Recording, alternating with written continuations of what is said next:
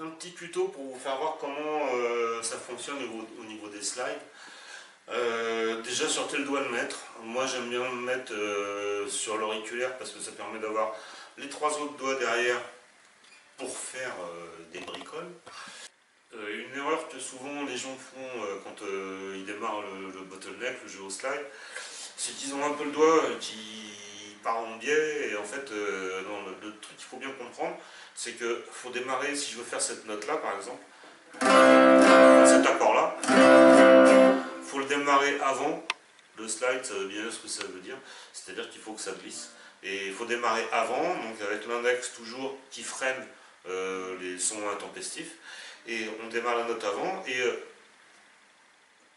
si on jouait sur une note frettée avec les doigts, il faudrait être dans la case. Par contre, là, pour être juste, il faut être au-dessus de la frette supérieure. Et là, ça se joue vraiment à l'oreille. Donc, c'est de l'entraînement, c'est du feeling, mais il faut écouter ce qu'on fait tout le temps, tout le temps, tout le temps.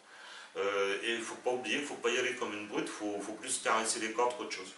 Donc bien démarrer les notes avant la note qu'on souhaite faire, et en gros ça va donner ça.